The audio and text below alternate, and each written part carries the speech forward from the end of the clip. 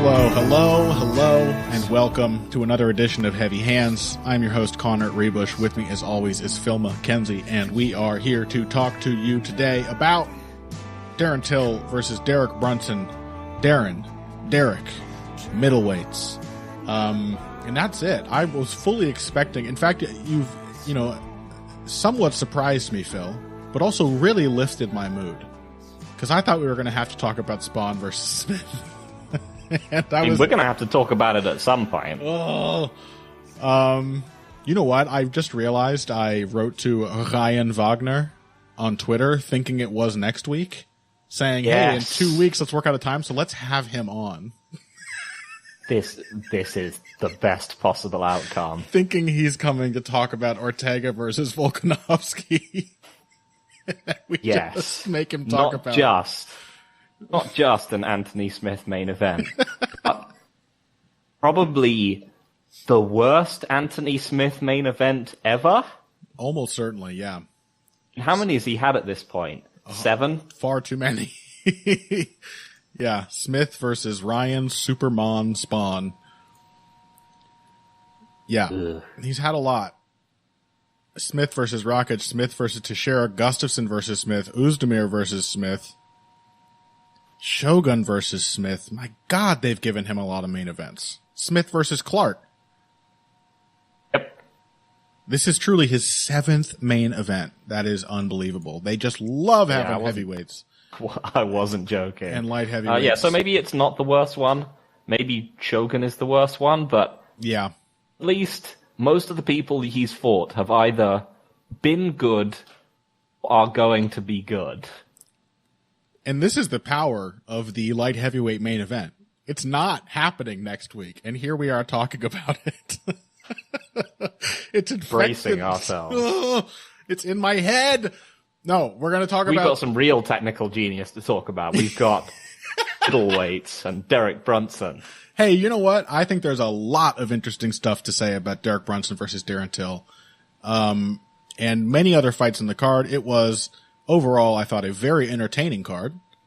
And there were, a couple of meaningful, quite meaningful results. I mean, Jack Shore stands to be a bit of a player at bantamweight. I thought he had it was a gimme sort of performance, but he made some real hay with that. I correctly picked Khalil Roundtree, which is my favorite thing, Phil, is when I make a dodgy pick on a completely unreliable fighter. And it turns out to be completely correct. That was great. I suppose we can talk about the oblique kicks, which must be banned. That's the topic going around MMA social media at the moment. Tom Aspinall figures to be a meaningful player at heavyweight, at least for the foreseeable future, and the main event. There's quite a lot on this card to touch on that actually bears relevance to the respective divisions in which these fights took place. Let's go ahead and start with the main event. I'm really glad we talked ourselves into picking Derek Brunson. You did. I didn't. I still picked Darren Till. You did? You fool. Well, explain yourself, you idiot. What did you learn that you didn't see coming? What surprised you that led to Derek Brunson winning in a pretty much dominant fight? Is it just wrong to say Darren Till's takedown defense is actually worse than I thought? Yeah, it was a problem. Yeah, because it's weird, right? The dynamics of the takedowns and the ways that Derek Brunson got them in the different rounds were all quite different. Mm-hmm. But I think one of the things that we sort of called out is that I have a point about that, by the way. I think they were different in some ways. Other ways, there was a unifying factor, but we will get to that. Sorry, go on. Yeah, a lot of the Till story and the sort of associated people around him has been one about the utility of running straight backwards. Uh-huh. Okay, we're getting to my point early. What's that? We're getting to my point early. Go on. Because I think just scooting backwards out of range actually worked quite well against Wonderboy, because that's sort of how Wonderboy fights. Yep. It did not work against Tyron Woodley for the same reason that it didn't work that well for Wonderboy against Tyron Woodley, right. Which is that Tyron Woodley covers tons of space. He would love nothing more than for you to lay out a rails for him to sprint down after you. Yeah. And, like, Derek Brunson was much the same thing. Yep. So, we saw Brunson's, whilst I think the survivability of Brunson, I think, now did help.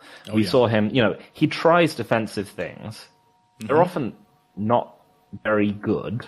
No, but he has some awareness. He almost fell over off a couple of his own slips. But well, they're called slips, Phil. Very true.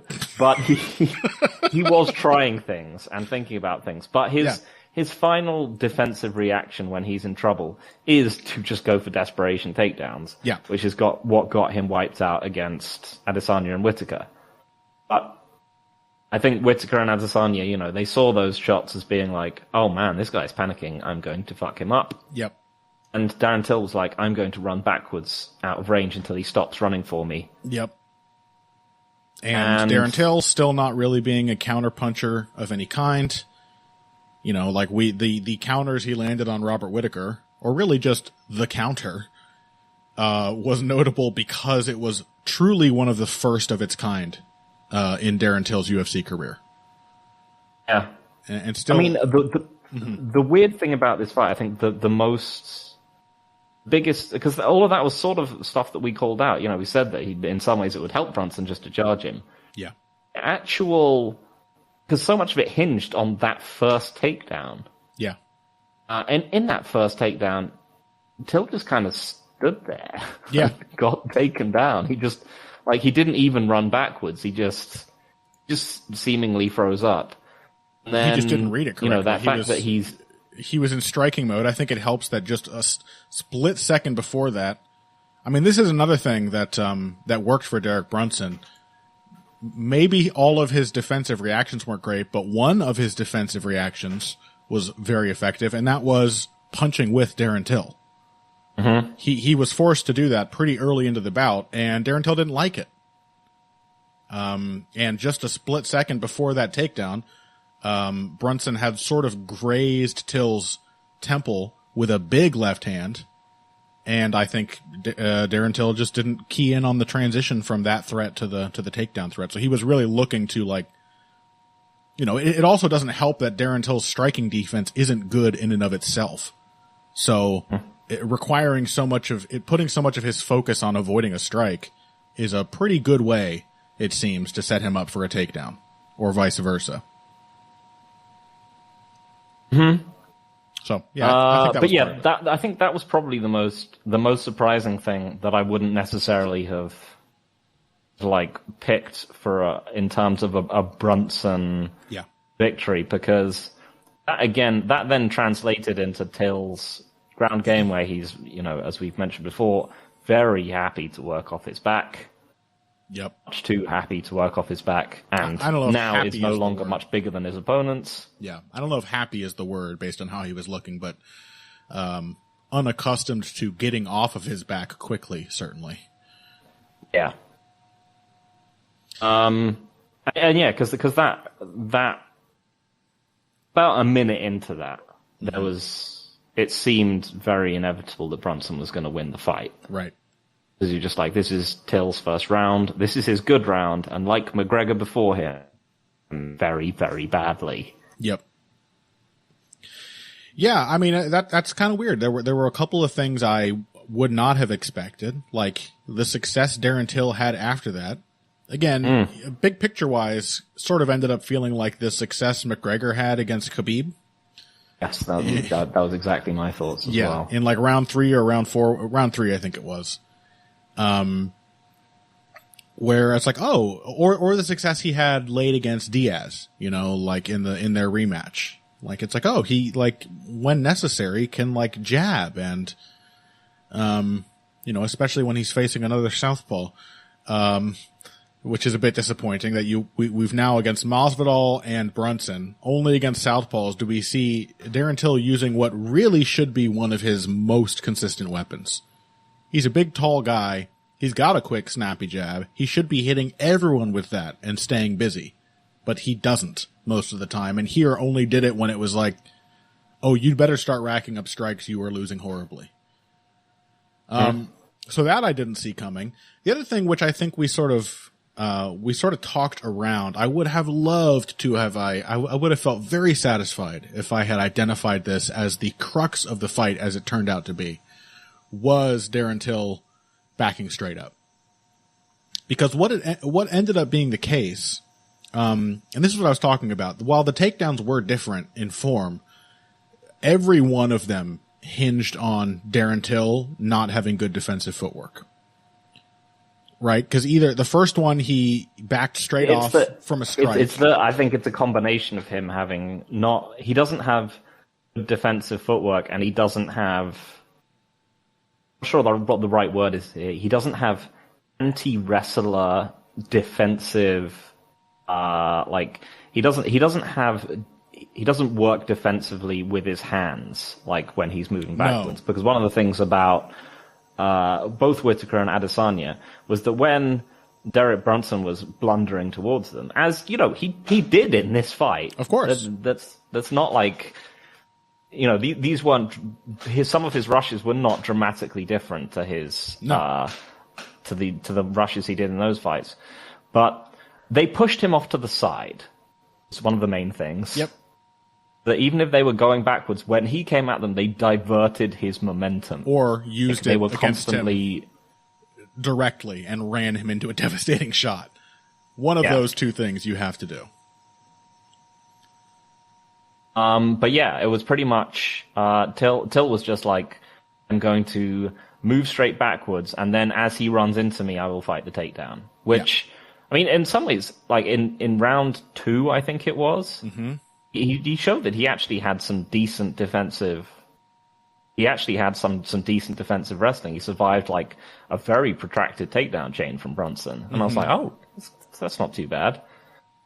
It was just the fact that Brunson got to do that again and again. You know, it was like we said in the Gastelum fight, without sort of open space, without open stance, he just sort of ended up crashing into the clinch a lot. Yep, and we saw the clinch going one of two ways, or it posing, you know, two potential advantages to Brunson, and one of them came clear. We talked about Brunson being a blind striker who benefits from having somebody grabbing onto him because he knows exactly where to swing wildly to hit them. And we also talked about it giving him easy access to either the body lock or the legs when Till went for that double collar tie. And, I mean, yeah, it was cool to see Till stuff a chain wrestling sequence from Brunson early in round 2. But not long after that, he grabbed a collar tie, landed a solid knee, but then instantly got taken down. Brunson just reached right for his legs and tore him off his feet. I do still think the footwork was the real. You're kind of saying the same thing. Like his hands are part of it. Having head control, you know, being able to frame on a person's head and assist that lateral movement with your hands is really useful, whether you're boxing or fighting MMA. And typically with Darren Till, his hands are just sort of flung out, like sort of blindly trying to keep you at bay. But ultimately, I think the footwork, the fact that Derek Brunson could just rush forward and get a hold of Darren Till was a problem, especially when, after the first takedown, the next few were all doubles off the cage.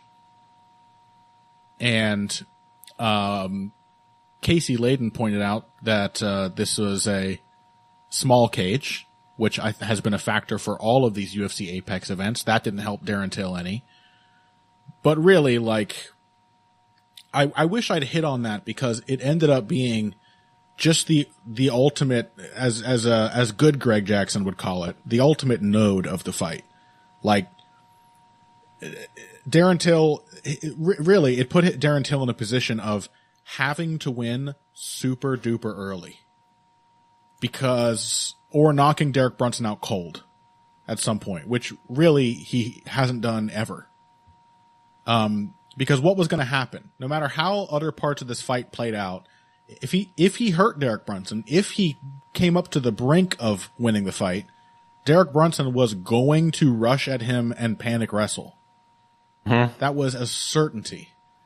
And if Darren Till's, no matter how... But that's the thing, you did call that out. I mean, did I? You said, you said it would actually be in Brunson's interest to just charge Darren Till. That's true. And I was very big on the, having a phase shift is really the make or break thing against a guy like Darren Till.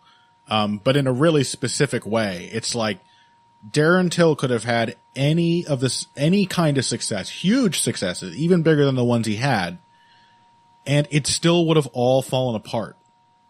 Almost inevitably, because Derek Brunson was gonna run at him and gonna rush for a takedown. And it turned out, like, in a really pointed way, Darren Till did not have an answer to that. He didn't have a way to stem that sort of turning tide. So it's also a sort of indication of how, sometimes being better is worse. Because... How do you mean? Whittaker had lots of ideas to, jump in at Till with a phase shift threat. Yeah. And he would be like, he would do it from that same karate roots as Wonderboy did. And it would be leap in and try something, right? Brunson, I think particularly when Brunson is worried, does not work like that. He's just like, I've got to catch this guy. He's just running. He just ran the whole way. Yeah.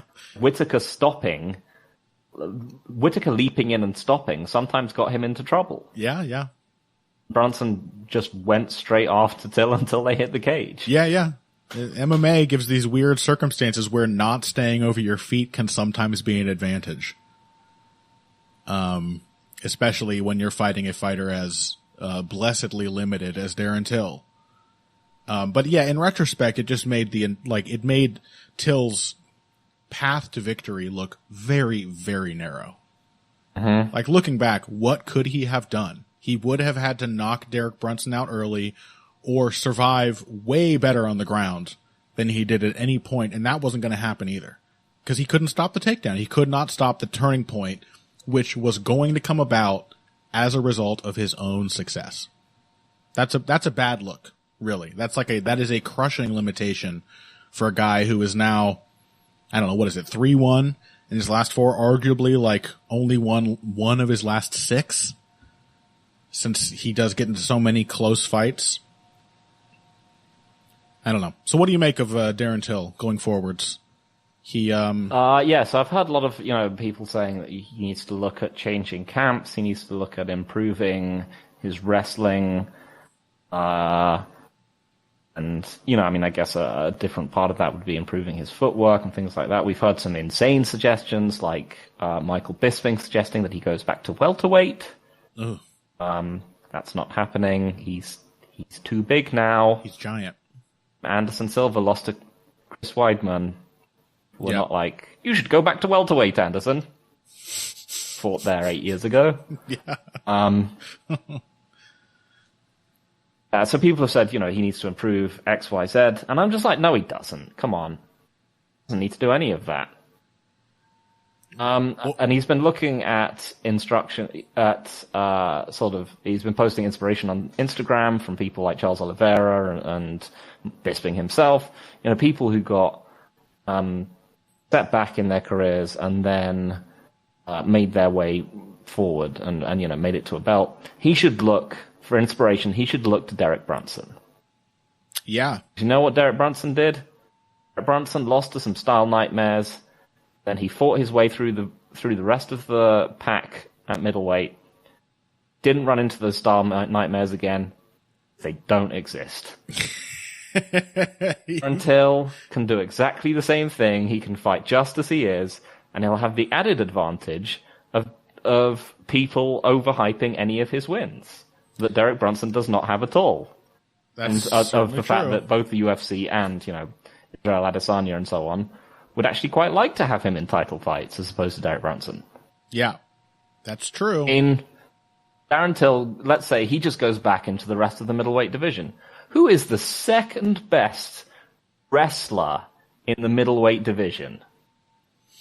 Oh, is it Jack Hermansson? Yeah, probably. Of this top 10 I'm looking at right now, it's probably Hermansson. Maybe they have Till fight someone like Shabazian. Sorry, what's his name? Who's the guy who beat Kevin Holland? Brady? Who beat Kevin Holland? Why am I forgetting Derek his Brunson beat Kevin Holland. Brendan Allen. Oh, Brendan Allen. Is it Marvin Vittori? It might be Edmund Shabazian.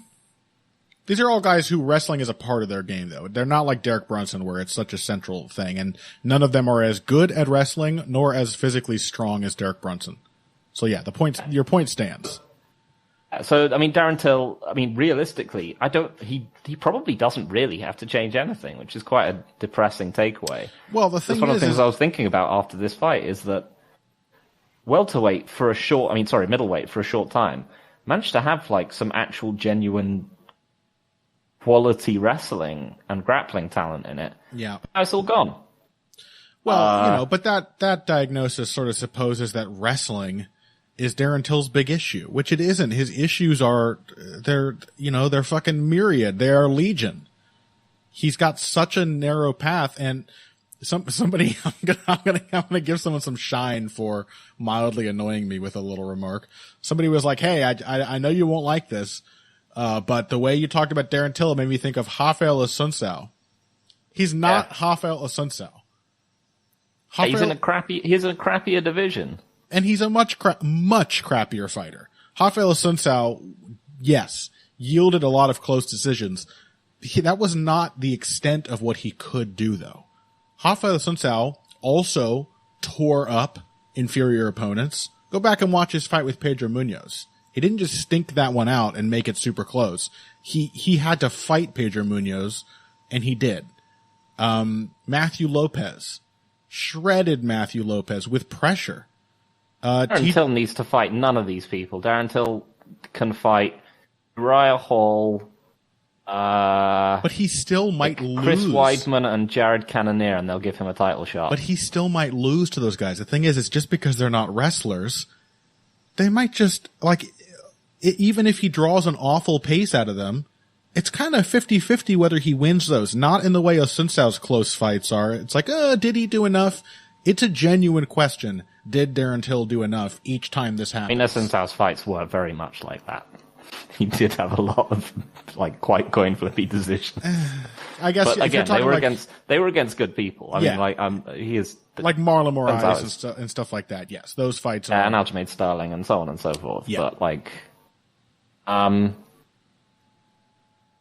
mean, this is the thing but also they hated Assunção.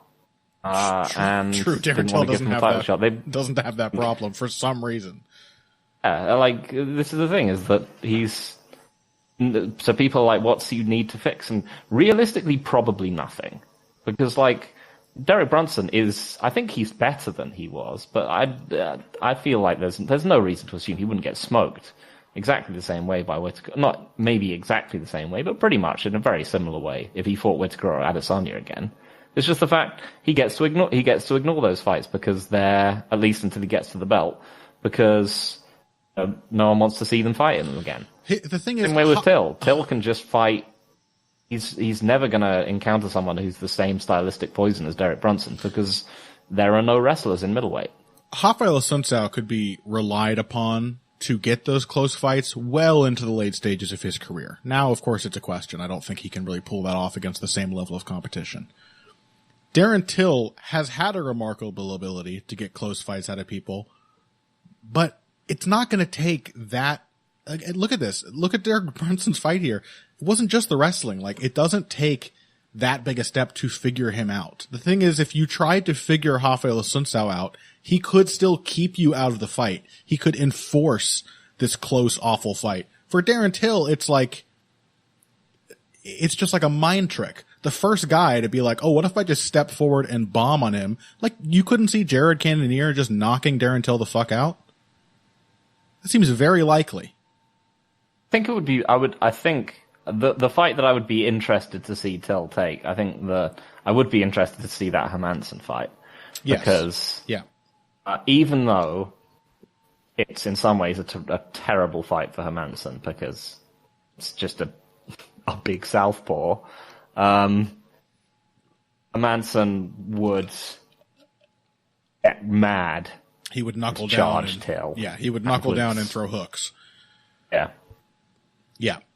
I just don't think Darren Till's ability to get slow fights just seems so precarious. I'm not just offended for Rafael Suncel's sake here, though that is part of it, but it's so precarious. It's just a little mind trick, and what backs it up is so much shallower than like genuinely skilled spoilers like Rafael Suncel. You know, not that he didn't end up in a lot of close fights, but they were close fights by design. When it seemed the best decision to him was to take the fight out of the fight, he could do that actively against whatever adjustments you made to try to force your fight on him. Darren Till, I don't think, has that. The moment somebody's like, what if I just do this? And then they realize he can't stop them, except by looking big and waving his arms. Like, that's kind of all there is. So yeah, I don't know. I think Darren Till does need to change things. That's my take. I think he could. I think like what this mainly made me think is that the middleweight division's really bad now. I was just thinking like we just rated it pretty well. That we just rated it pretty well like 2 weeks ago. Yeah. You flip flop. Probably should have put it. I mean, because it just made me think like how even like fighters like. As I said, at one point there were genuine quality wrestlers and grapplers that people had to navigate through at this division. Yeah. It was Romero and Jacare and even like Tim Kennedy and Luke Rockhold and Chris Weidman, and they're all just gone. Yeah. Well, as Sriram said, Derek Brunson's the new Jacare. He's absorbed his position in the food chain. Basically, he has. Yeah. So Brunson. I say feed Darren Till to Sean Strickland. I think Sean Strickland, like again, that's a striking matchup with not much of a wrestling threat. I still think Sean Strickland would tear him up by the end of 5 rounds. Yeah, maybe. Yeah, I think that's an interesting one. It's like Tom Breeze. It would take him a while to build to it, but he would get there. By the end, he would be lighting Darren Till up with jabs and right hands at will. And slow, awful pressure. He doesn't even need to get better at cutting off the cage, Sean Strickland. It's perfect. He can actually get someone's back to the fence and keep them there without having to try. Think how hittable he is, and yeah, how somewhat plodding might be. One shot issue, KO though. artist, Darren Till, is going to knock him out. He'll be fine. Darren Till doesn't have enough going for him at middleweight. I really strongly think he needs to make a change. I don't know if it's a camp change. It's really hard for me to say, oh, this coach is going to work with you, because it's so much based on personalities and temperament. But he is definitely a like big fish in a little pond kind of thing, as far as I know, in his current camp. He needs to add things to his game. There's just not enough substance to Darren Till's style. Too many gaps. You got to shore up at least one of them, or you got to add a new dimension of some kind. Yeah, I don't think he's. Yeah, I mean, there's a lot of things to be said. Like he's not materially all that much better than he was, in his first few years in the UFC. He's clearly someone who's relied on just being big. Yeah, and that's going to work. Even less now, and a less. very big middleweight, but True. it's just not enough. Yeah, it's going to work less and less. I mean, people are already in the process of figuring him out. You know how it goes with MMA fighters. Like, they may be terrible at researching opponents, but a lot of them are going to watch the Derek Brunson fight and be like, oh, there's stuff here I can do. So, yeah. Okay. Yeah, I think the UFC still just likes him, and I think he can probably squeeze out. Yeah, he might squeeze out ugly decisions against enough people that he can get to that title shot at some point. I don't disagree with that. Even without any improvements. Yeah, I don't disagree with that, but it's a lot more tenuous, I think, than it used to be. Mm-hmm. All right, let's take a break. Half an hour on Darren Till. Goodness me. But I do think it was a very interesting fight, very informative on both fighters and meaningful for the division. Let's have Derek Brunson get a title shot. That sounds awesome. Hey. That sounds awesome. Way to go, Derek. You have improved in the small, subtle ways that Darren Till never has, but they have been more than enough to help you stick it out in this division and get a long-awaited and well-earned top 5 ranking. After this break, we're going to talk about some of the other results in this card. Tom Aspinall beat Sergey Spivak. Alex Morono beat David Zavada. Khalil Roundtree Jr. Is banned. He's banned from the sport for winning by finish. How dare you? Injuring opponents is not allowed. This is MMA. All of that and more. And then I think we have a couple questions from listeners from our Patreon we're going to touch at the very end, provided we have time for it. I don't think we'll spend a half an hour talking about Alex Morono, but who knows? All of that and more. Yeah, I think you mean Paddy Pimblett. Oh, yes. After this. Hey, everybody. Thanks for listening to this week's Heavy Hands. If you like what you hear, please consider pledging to support the podcast on Patreon. Patreon is basically continuous crowdfunding. You sign up to contribute a certain amount per month to help us with production costs and the like, and in return you get rewards ranging from a mention on the Heavy Hands website to a question or topic of your choice being discussed on the show. We have a lot more in the works to reward you for your help, and we appreciate every contribution. No amount is too small. Just head over to patreon.com and find how you can help out, the only show dedicated to the finer points of face punching. Now let's get back to it. All right, welcome back to Heavy Hands. We are moving on through the Brunson Till undercard now. I guess we may as well do it in typical fashion, reverse chronological order. It was a real coin flip pick for me, honestly, this Aspinall-Spivak fight. I thought Spivak will either get shredded in the way that he did, as he got knocked out early by Walt Harris, and that is indeed what I predicted to happen. But the other way it could have gone was Spivak survives and does the one thing he does better than most heavyweights, which is inexorably start wrestling. And I thought that really might even work for him, given that in Tom Aspinall's previous fight against Andrei Arlovsky, he himself initiated the wrestling after gassing by failing to finish his opponent early. But it was moot, because Tom Aspinall did the thing he typically does. Yeah. He looked good doing it. Yeah.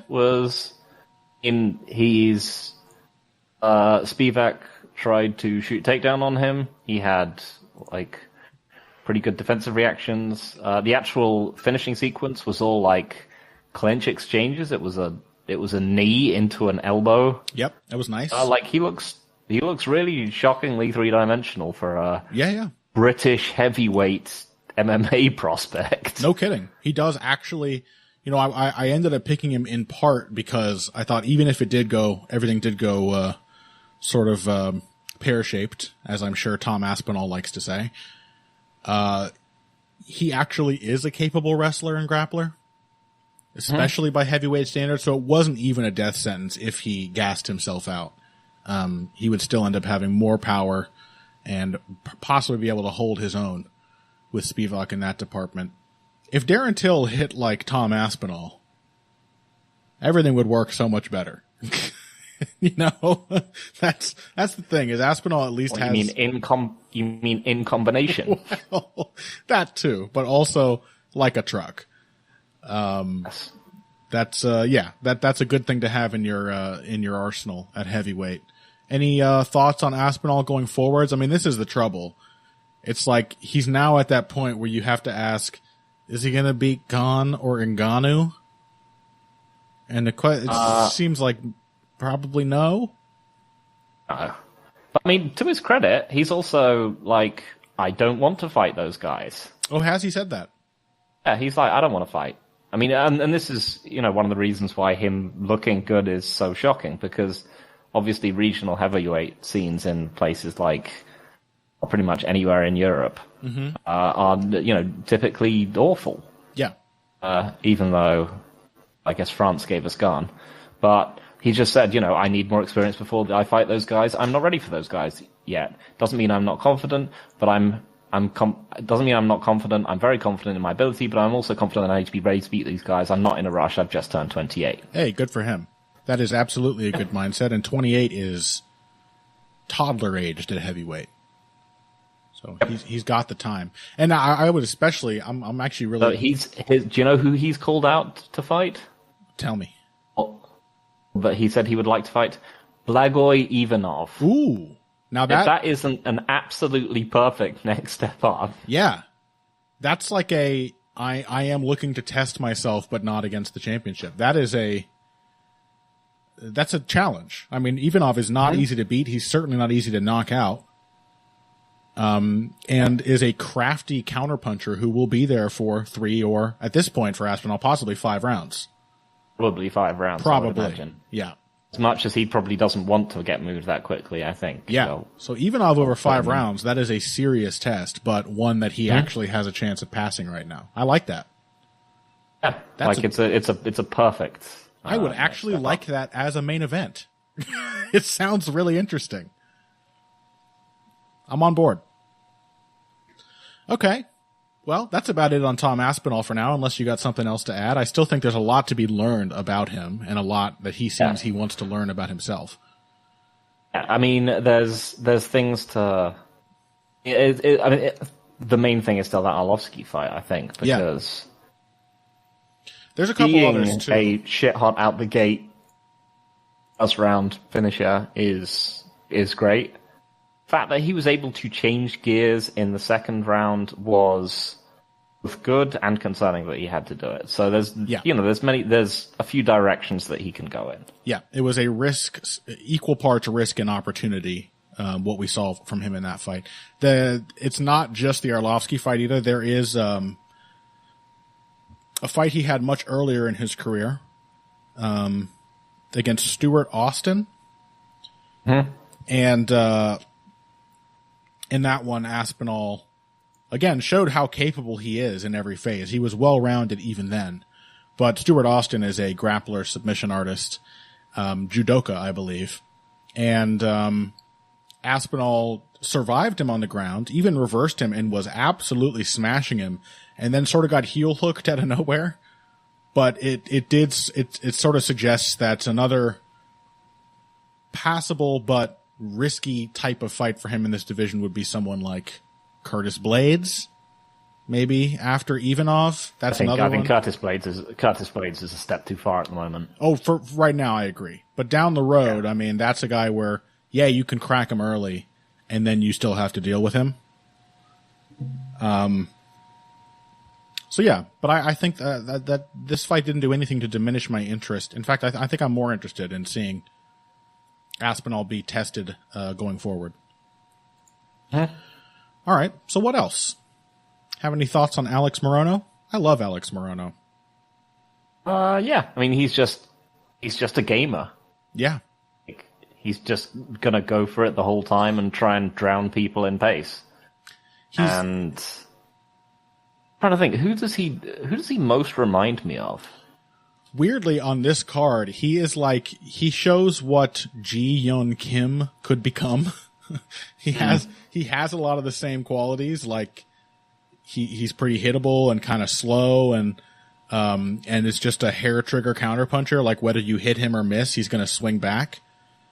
But Morono is one of my favorite kinds of fighters because like nothing is technically right, right down to his stance. And that probably informs everything. The literal foundation of his game is janky as hell. It's all fucked up. But he makes excellent decisions and fights like an experienced fighter should. Like maybe he's out of position. Maybe the defensive, moves he makes aren't technically sound and they will and have gotten him punished. But he uses them. He makes adjustments. He's aware of the strikes coming at him.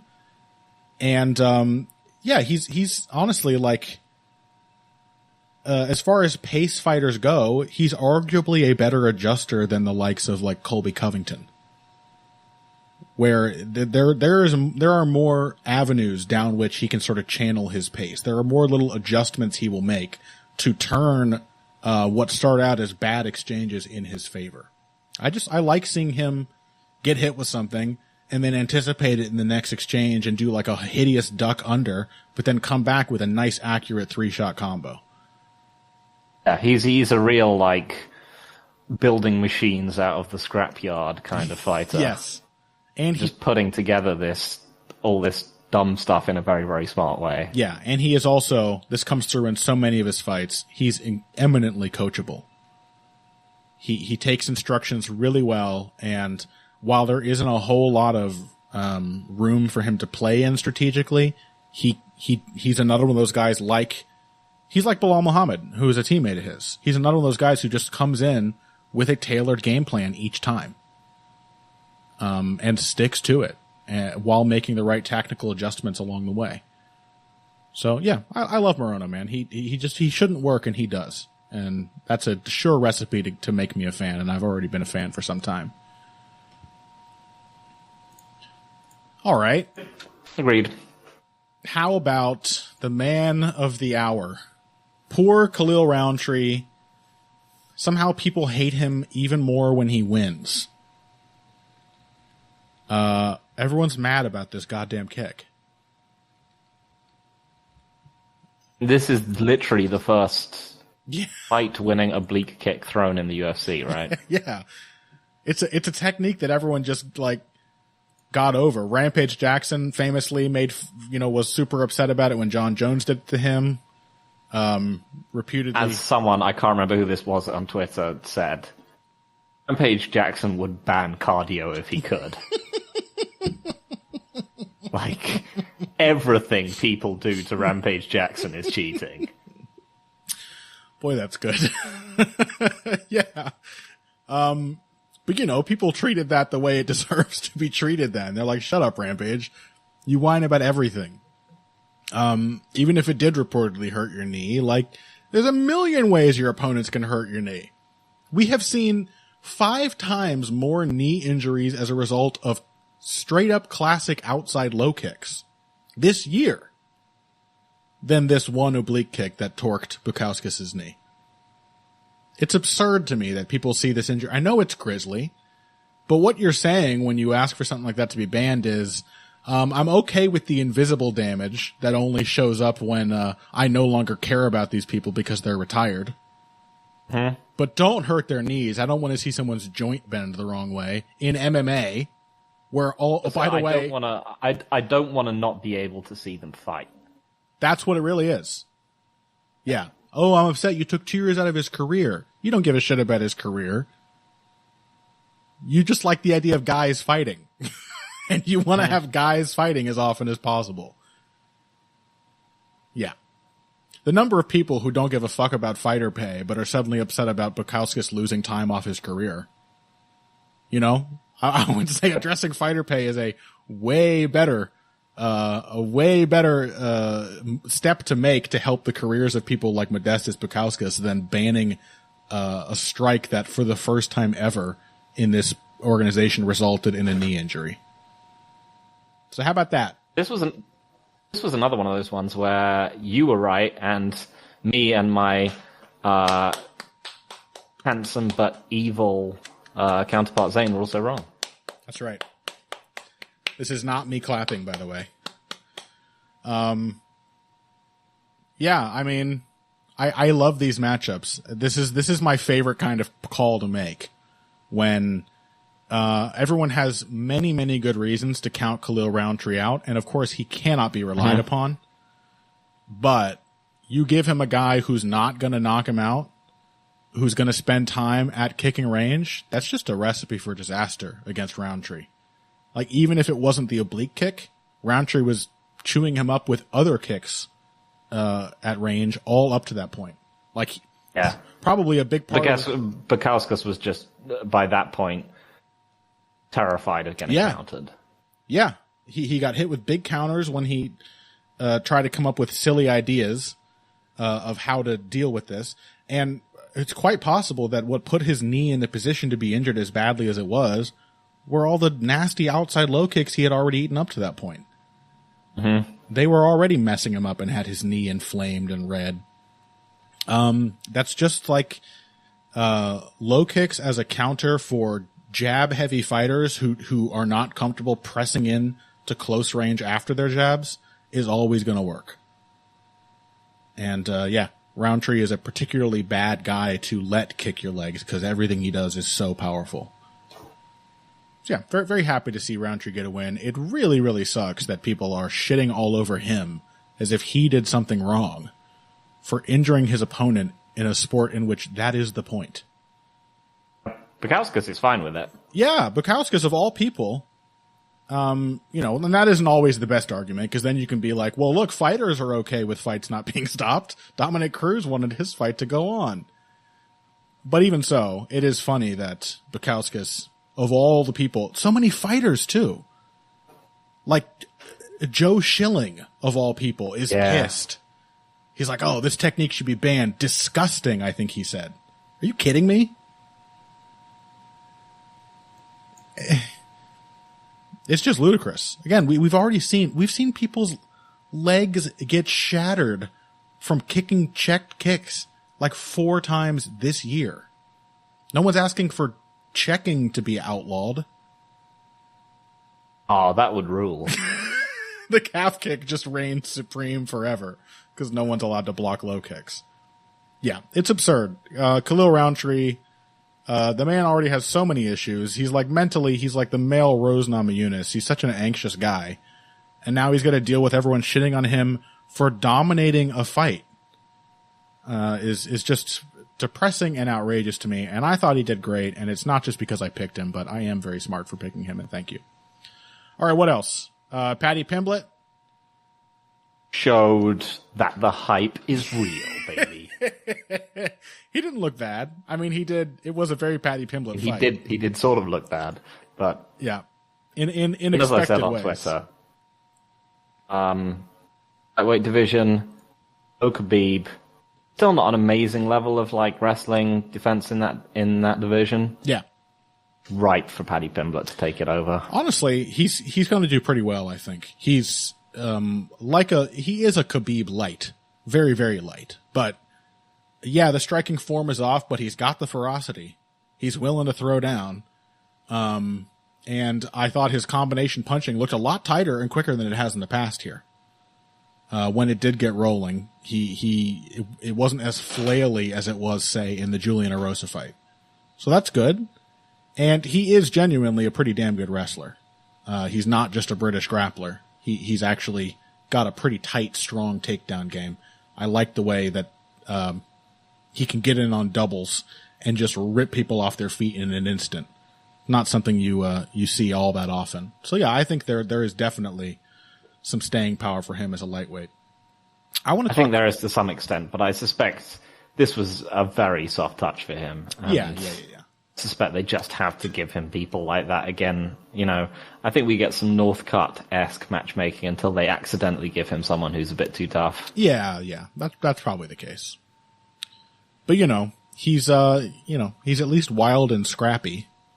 Yeah, I mean he's tremendously fun, I think, is the main thing. That he's going to be very entertaining for the foreseeable future because he gets absolutely clocked. But he totally goes for it, and then people get super mad, and some people, he's one of the guys where some people are going to get cross at the perceived perception that he's some kind of new McGregor-esque talent, which he, to be fair, does try and promote himself, but he's obviously not, but it's going to be entertaining for the foreseeable future. Yeah, we have a Darren Till losing to Derek Brunson level of butthurt in the future. Mm-hmm. And you, the one Englishman who likes neither soccer nor tea, will get to enjoy that more than most, I think. I reckon so. Revel in your countryman's pain. All right, last fight I think we have time to talk about. I want to talk about Jack Shore. Jack Shore's really good. It's bantamweight, so probably a much harder, consistent road to success than Paddy Pimblett is going to have at lightweight, but he's much better than Paddy Pimblett. And here, I actually thought that, in a weird way, Ludwig Sholinian, or Sholinyan, as I think John Anik was saying it, made a reasonably good account of himself while being dominated the whole fight. It ended up being a really one-sided, easy victory for Jack Shore, but Solignan tested him in a couple ways. For example, this was one of the first fights I can think of where, well, I guess there was the Hunter Azure fight before, where Jack Shore was not easily able to get takedowns. I thought he dealt with that problem, because normally he is, much like, he's Welsh, isn't he, Jack Shore? Much like fellow Welshman Brett Johns. He came up as such an all-rounder of a fighter that it seemed like the moment all the pieces of his game weren't fitting together would be a really bad moment for him. And I thought he sort of ran into that against Hunter Azure. Not only did he not lose in that fight, but he came into this one seeming to have learned from it. Because this was, essentially, it turned into a boxing performance in which Jack Shore's boxing really, really shined. I've mentioned it before, but I think it genuinely is true that for whatever weird reason, the UK is the land of the MMA natives now. Yeah. You've got Aspinall, Shore, I think, showing that out, like, quite nicely. But,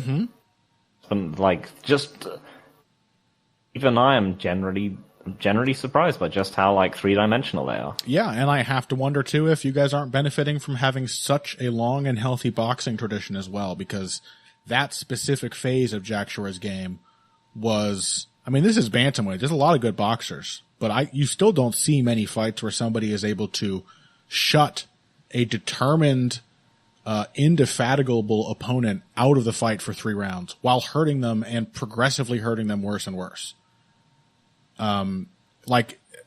Solignan had like 2 moments that stood out simply because there were only 2 of them where he landed a right hand. Otherwise, it was Jack Shore feeding him jab after jab after jab and setting all kinds of different stuff off of that. He once he got the jab working, he was able to consistently break Solignan's rhythm with feints. Each time Solignan ignored like 2 feints in a row, Shore would just feed him another jab. That's what you should do, right? If the guy's just going to walk through the feints and pretend they're not there, then you punish him for that. Then he started finding other openings off the jab, taking advantage of different reactions. He hooked off the jab a couple times, because Solignan was getting hit by so many. It was inevitable he would start pawing for them with his backhand. And as soon as he started doing that, Shore was hitting him with a hook around the side. The other reaction of Solignan was to draw away or sort of blade himself, trying to hide that center line. And Shore started feeding him low kicks off the jab threat, cracking the back of the outside of his front leg.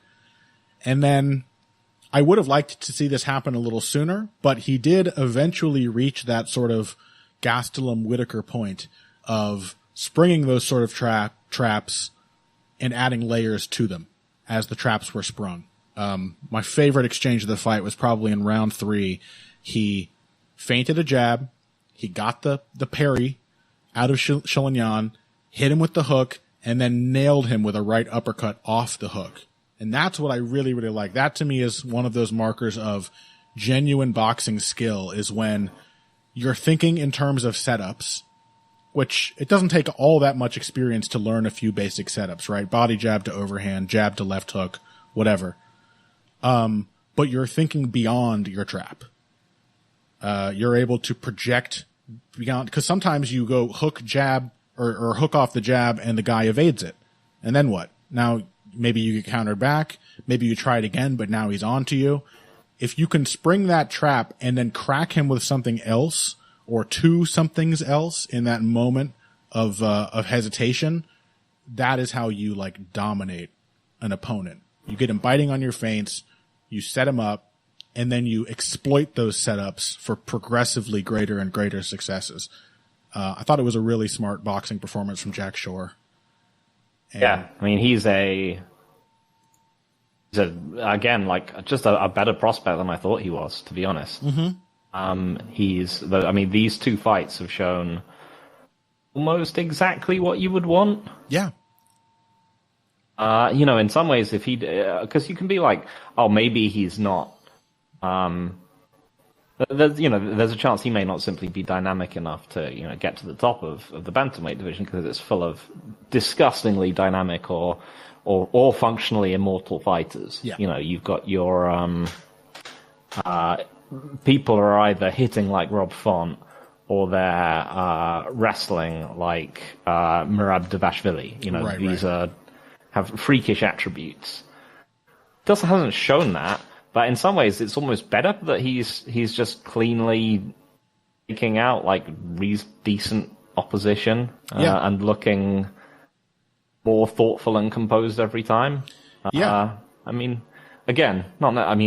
a very, very tall ask to get to even the top 10 of the bantamweight division. Sure.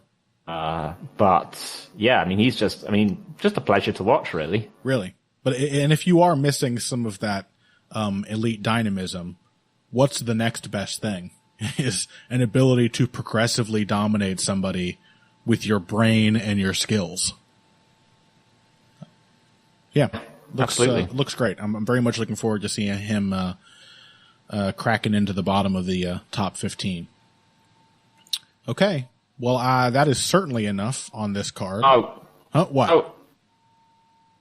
Julian Erosa, Charles Jourdain. Yeah. Exactly the kind of crazy banger that thought it would be. Certainly. I think we both were wrong on this in that we picked Jourdain. But so two major things. Jourdain is used to leaping in and out of range. He did not like being up against someone who was much bigger than him. Yeah, even though Erosa does not actually register as a rangy fighter despite his frame. Yeah. It's still intimidating. He was just like, I need to be able to leap in to hit people. And he couldn't quite... It was the fact that once he was back out again, he just had the double forearms up. Yeah. And Erosa realized that he could chase him. But more than that, this was still an insanely competitive fight until the third round, which I thought was just like a really fantastic contrast between a gritty young fighter and a clever veteran. Yeah. If you just watch that round, Jourdain knows that they're one apiece. He comes and, they presumably told him, you need this round. And he's always been someone who has insane cardio. Speaking of his previous fight against Marcelo Rojo, an opponent who really did not take advantage of the open body the way that Erosa did here. That was a great move from Erosa to take those body shots when Jourdain was covering up. But the way Jourdain came out in round 3 against Rojo, you tell him he needs a finish, he will go for it like a maniac. So yeah. He came out and he just blazes at Erosa, throwing his longest and his longest combinations of the fight. And then Erosa just comes out and then entirely rips to the body pretty much all his remaining strikes for the rest of the round, and then just starts going to the takedowns over and over again. Yep. It was such a illuminating fight because it was that he could. I don't think Jourdain had ever really felt like he could be worn out in that kind of way. Right. And Erosa was just Erosa just clearly understood that this was the place to take him to. Yep. Jourdain's a guy with incredible recoverability. And he's really clever in his ways. He has dumb guy cleverness where, the general shape of the fight is completely out of his hands, and he makes the most maniac decisions and learns very Carlos Condit. I think I said this during the fight. He will learn by attrition. But he does learn, midway through round 2, he started nailing Erosa with some devastating left-hand counters. That frankly only didn't knock Erosa out because it wasn't round 1. And that's when Erosa gets knocked out. He was making some adjustments and starting to find success. And you're right, it was much like Erosa's fight with Sean Woodson. He's in there against his opponent who's just hitting him at will, and he sort of, almost by design, quite possibly by design, approaches the fight with a mindset of, I'm going to endure the striking long enough that you forget about the other stuff. And then round 3, I'm going to start tying you up and mercilessly wrestling you. And I think it works. He's not like a standout wrestler, but he will just force you into this manic pace. Meanwhile, hitting all of these attritive shots. He hit Sean Woodson's body a shitload as well. It's a really I was going to say, it's like an interplay between body shots and wrestling. Yeah. That we really haven't seen much, unless we go back to like Rick's story. Right. Oh, yeah. To an extent, Kamaru Usman, I guess. Yeah. And just weird that it's a big, lanky, tall guy doing it. But we've now seen it twice against these clever, dangerous young fighters that Erosa will drag them into a tough fight, almost allow them to get the impression that they're starting to take over, and then completely pull the rug out from under them and win. And I think both of them with the Darce choke. He's really cementing himself as the Meerschaert of his division. Truly, yes. Yes. Well done, Julian Erosa. Okay, let's take a break. When we come back, we're going to have very little time, which is good because we only have 2 questions from our patrons to answer just after this. Financial support is fantastic, but there are other, even easier ways to support Heavy Hands. Perhaps the best is by spreading the word. We know our fan base. You're all cool, popular people with serious social media presences. You're tastemakers and trendsetters. Okay, there are 1 or 2 of you that don't fit that description. You know who you are, but no matter what, you can always help us out by telling folks about the show. You can also give us a positive rating and review on iTunes and Stitcher, things like that. We rely on word of mouth and positive feedback to grow and improve, so thank you very much for your time and your help. Now, back to the show. Okay, welcome back to Heavy Hands. Couple of heavy bag questions. I will say at the top of this, if you are on our Patreon at the $5 level, you are permitted to really submit as many questions as you would like. And I put the call out last time that I answered a few in a bonus episode. And not enough of you. There are more of you at the $5 level than submitted questions. So get your money's worth. Submit those questions. If we can't get to them on a main show like this, in one of these sparing gaps between cards, we will get to them in a bonus episode. But, we do have 2 questions from patrons today, and I really should have pulled them up. They get lost, Phil, in all of the DMs that are really just patrons complimenting us. Everyone loves us. Okay, you've slipped in a mutual humble brag, so I will let this brief moment of incompetence slide. Great. Okay, first one comes to us from Daniel. Daniel asks, what do you know about stamina? Jose Aldo just beat Pedro Munoz, did great against Petr Yan early, and against Max Holloway in their first fight. I would say he arguably did better in their second fight. But yeah, both times does great early. What can he change? Is there no way /regiment/exercise for him to go 5 rounds the way he fights? Get the man some EPO and a title shot. He says he was more patient against Munoz, but he doubts it would work against Yan or Holloway. Maybe though. Cheers. Thank you, Daniel, for that question. Phil, what do you know about stamina? Is there some way? I think we, I'm gonna include you on this and then you tell me if I'm wrong. There is some suggestion with that Munoz fight that is the way Jose Aldo manages his stamina, because I don't think it's ever been a conditioning problem. It's a getting really tense and anxious and throwing with too much power problem. And we both agreed just after the fact that the Munoz fight was probably the best managed fight of Aldo's entire career, where he was really like proactively finding those moments where he had to swing hard to shut the opponent out, and was otherwise just kind of keeping the initiative off the back foot the whole time. Yeah, I mean, it's difficult to think of a genuinely elite fighter in any weight class who literally cannot fight their own fight 3 to 5 rounds. Yeah.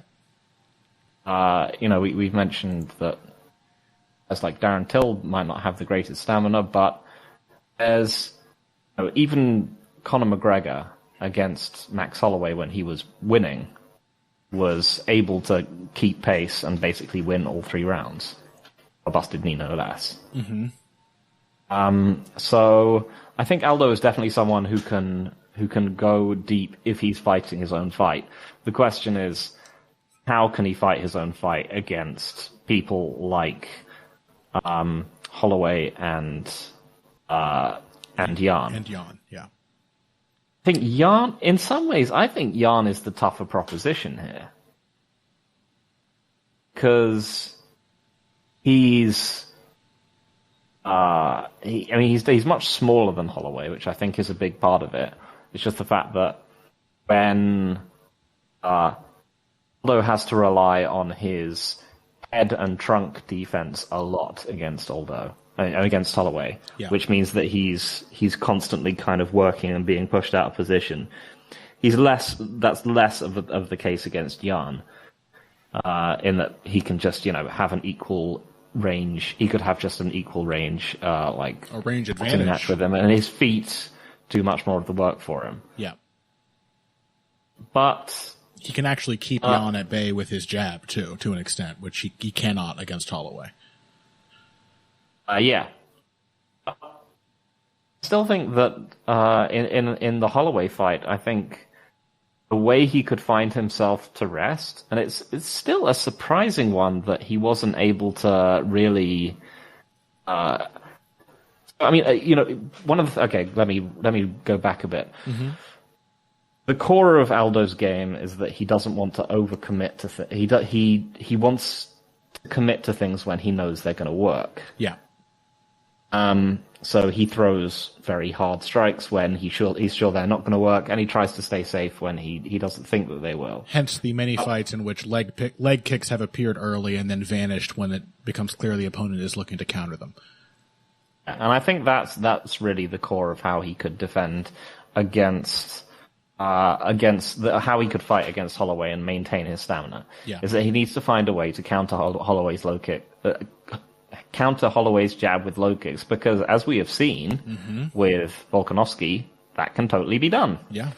It's just the fact that he doesn't have to, load up on it to quite the extent that Holloway's going to throw long right hands down the middle at him. I think for someone like Jan, it would be more of an open question, because I think Jan is probably a bit less low kickable than Holloway is. And also, the other area where Aldo has sort of historically chilled out a bit has been in the wrestling and the grappling, and I think that's also just a non-starter against Jan. Yeah, that true. Jan is an incredibly aggressive striker and even wrestler up close in a way which Holloway is kind of more comfortable. Well, Holloway is very nasty in the clinch, but he's more comfortable just pushing back to kickboxing range than Jan is. Yeah, that's true. I think there is definitely ground. You can look at that Volkanovski fight and see, in some ways, Volkanovski is kind of like a next evolution of the role Aldo played at featherweight for so many years. He does a lot more of what he does in terms of holding the initiative and managing the opponent on the suggestive level. So good with feints, so good with using position, and changes of position to dictate what he wants to get out of the opponent and control what they're able to give him. And Aldo is, at his core, too reactive. Even his sensational footwork and his sensational defense, these do hinge on his ability to see something coming and react. He's just not as proactive with it typically as Volkanovski is, where Volkanovski will be using footwork to make you move so that he can control how much you're able to give him or set things up, etc., etc. Aldo is much more like, I'm going to stand in front of you and wait for you to throw the big shot, and then the footwork is going to be the defense and the counter. I do think we saw some improvement of that, though. That was part of the win over Pedro Munoz. It was a nice, steady, constantly taking small steps and readjusting position. And I think that played a huge role in keeping Munoz out of that fight. But but I do also think the problem. I know I'm going to piss off our more. I'm going to annoy our more Jan loving listeners. Or what? Scootery. Scootery. Oh, yeah. That's right. They're the ones who really love Jan. But part of the thing that both Jan and Holloway can do that is just spend durability. You know, like they can do it in a way, and obviously that's not enough. Pedro Munoz spends durability.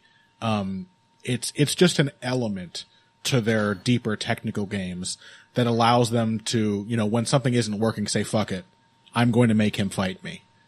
And I think ultimately the fact that people can do that to Aldo, unless he were to make a much bigger change, is going to doom him to get tired.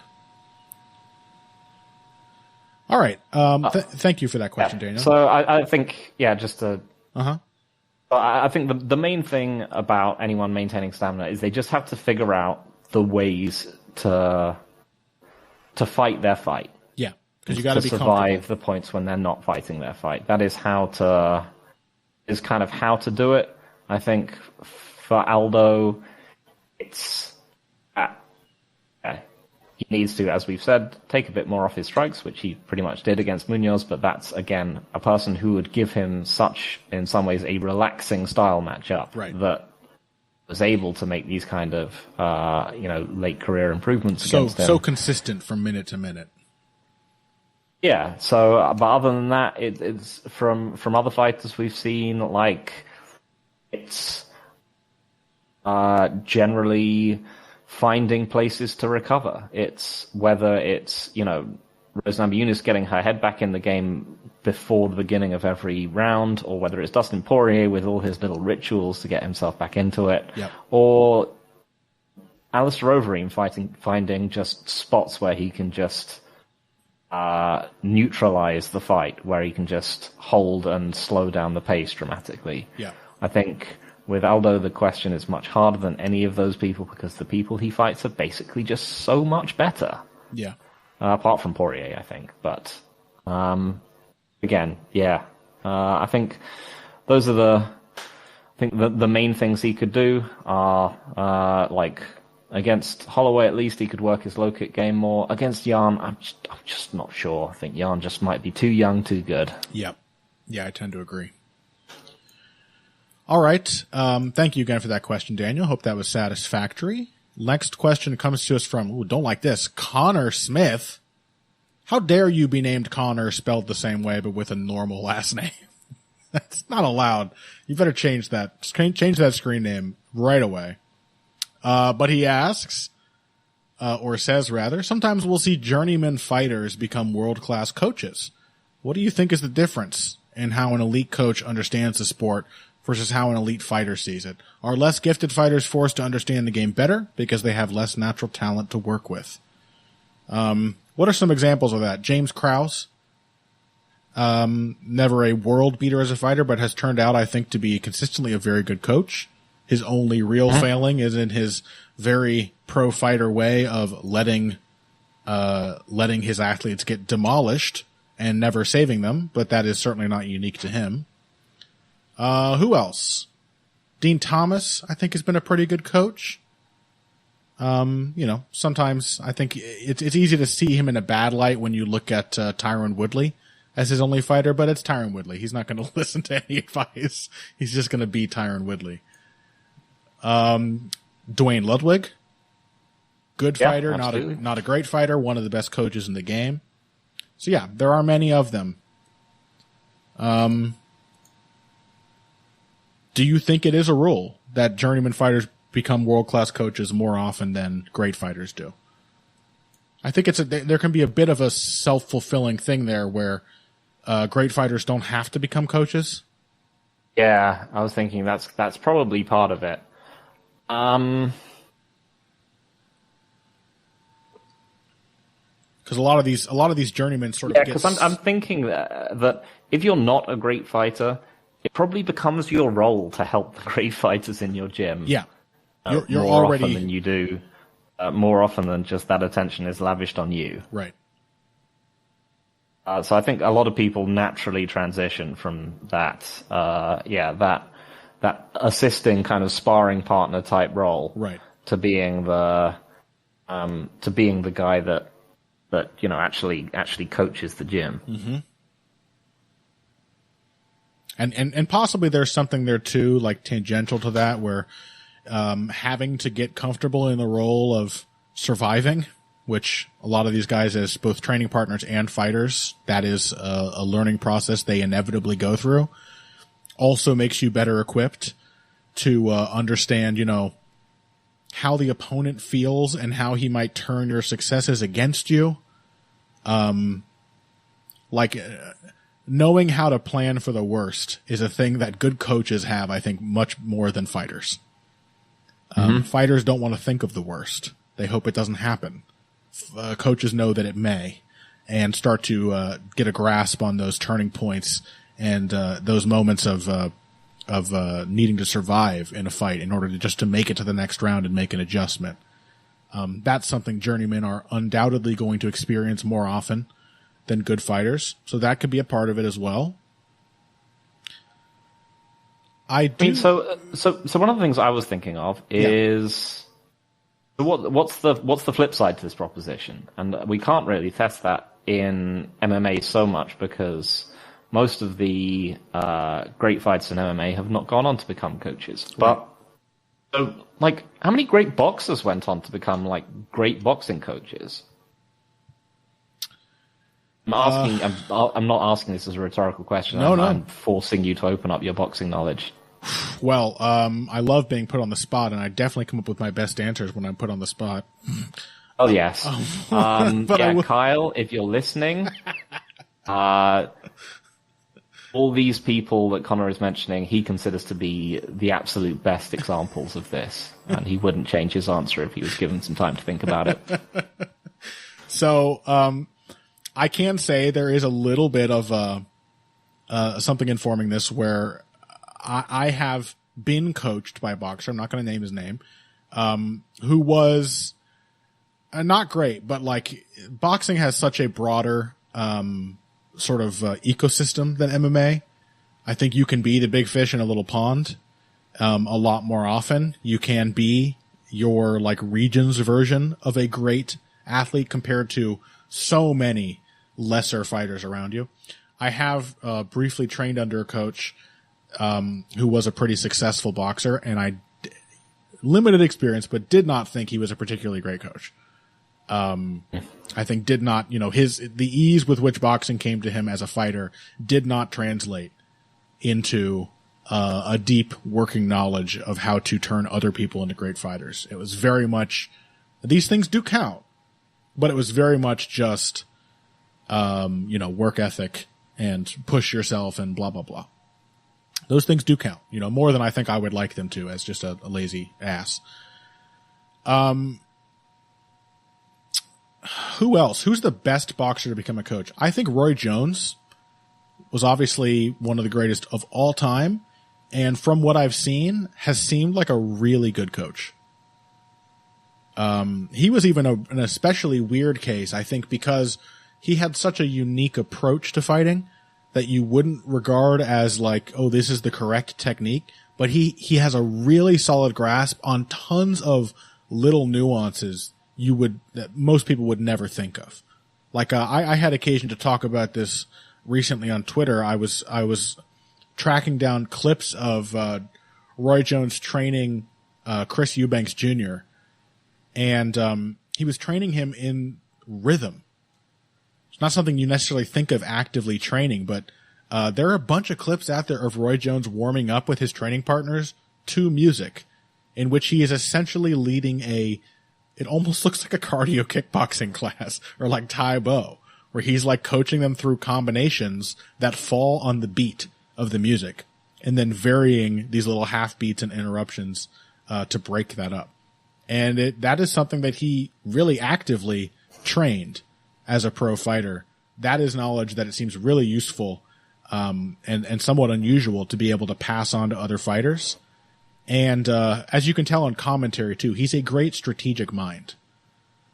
So I think Roy Jones is a good example of a great boxer turned good coach. In some ways, it's strange, right? Because he had such a reputation of being someone who was you could read him as fighter, as artist, rule breaker. Right, exactly.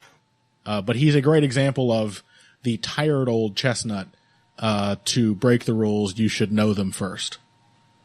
And I think that is absolutely the case with Roy Jones. He knew why he was doing what he was doing. He wasn't just intuitive. He was he designed his style around the rules that he learned in the first place. Otherwise, the best coaches aren't typically great boxers. Eddie Futch was a boxer. Jack Blackburn was a boxer. Freddie Roach was a boxer. The classic example for a high-level boxer who's then gone on to train people to have high-level success is Roger Mayweather, right?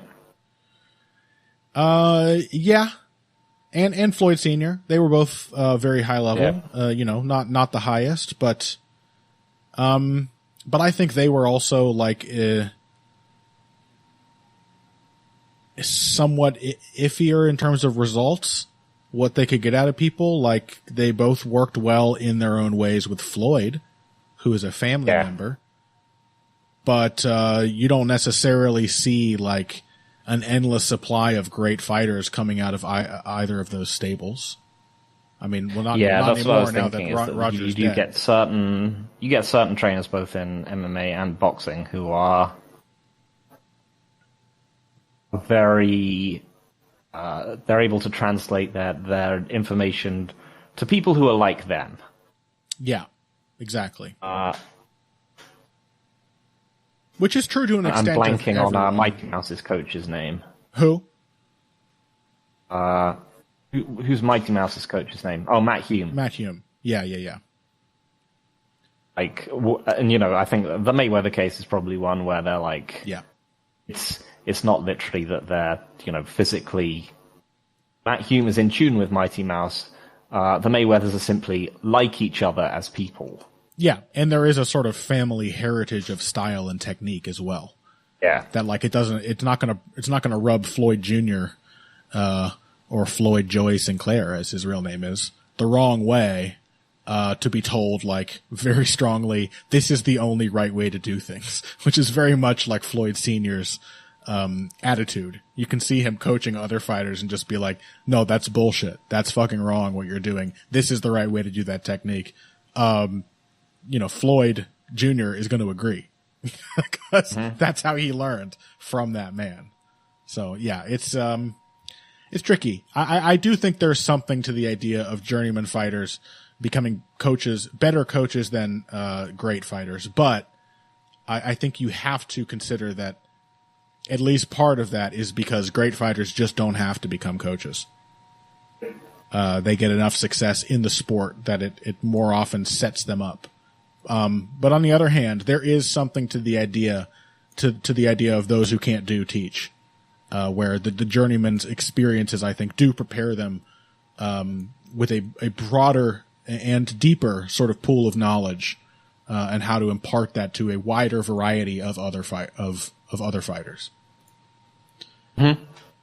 All right, and I think it's just gym dynamics as well. You just slip into the journeyman just slips into the role more over time. Yeah, I agree with that as well. Whereas, it's less about them, the gym crowding around them to get them ready for their next fight. Yeah. Doesn't a support class make for a better group leader? Absolutely. Than a whatever else. A tank. All right. Thank you, Other Connor, for your question. And as I said at the top of this segment, everyone who is at the $5 level on our Patreon, go ahead and submit some more. We will get to them sooner or later. Otherwise, that's it for this week's episode. Phil, anything to plug? I guess not. There's no event coming up. Nope, nothing. Well, I mean, in fact, David has left Bloody Elbow. What? So, we have bowed out on the toe-to-toe previews. So there will be no more forthcoming. Maybe you and I should bowed try. out on I think a true classic, our preview of Tyron Woodley versus Jake Paul. Maybe you and I should try and do some semi-regular preview thing. Oh, yeah. It'd be a good way to get me writing more. I have a piece that I teased. If you didn't check it out, by the way, I wrote a piece last week on Gerald Meerschaert's win over Mahmoud Muradov. It was essentially one way of beating a faster opponent at their own game. I thought it was a pretty brutish game plan, but a very smart and effective one nonetheless that Meerschaert used to beat Muradov. And I'm pretty happy with how that piece came out. So go check that out if you haven't already. And then upcoming at some point is will be a piece that I teased like a week or 2 weeks ago called MMA Fighters Stop Turning Your Backs. It's about this persistent and pernicious trend in this sport of fighters turning their backs and running along the fence, and then ultimately becomes a breakdown of how to pivot, which is the technique you need to master so that you don't end up turning your back to your opponent, which you should never do. So, if not this week, next week, we've got time between events. That will be coming out soon. It's more than halfway done, and that's usually a good sign to one of my pieces actually making it to the Bloody Elbow front page. That is where you will find all of our writings. Who knows? Maybe down the road, Phil and I will start doing more, previewy stuff. I do often miss doing the League of Extraordinary Journeymen with you, Phil. I always had a lot of fun writing those. And, yeah, it was always good times. Yeah, I will have certainly preview spots in my calendar from now on. Lovely. So maybe that's something for you to look forward to out there. Otherwise, check out our Patreon. I just posted my Andre Ward Chad Dawson commentary, one of my favorite one-sided beatdowns ever. A lot to learn from that fight, a masterful performance from a masterful fighter in Andre Ward. And that means that the commentary I did with Kyle, as much as it sort of frustrates me, I know you guys will like it, and it will be coming out soon. Lots of other stuff on our Patreon as well for just $3 a month. $5 a month will get you questions answered, sometimes on the real show, like we did today. And find us on social media, more specifically Twitter.com. Phil is at Evil Greg Jackson. I am at Boxing Bush, BUSCH. And until next week, when we will have Ryan Wagner on to preview Smith versus Spawn. If you came here today for the finer points of face punching, you came to the right place. This has been Heavy Hands.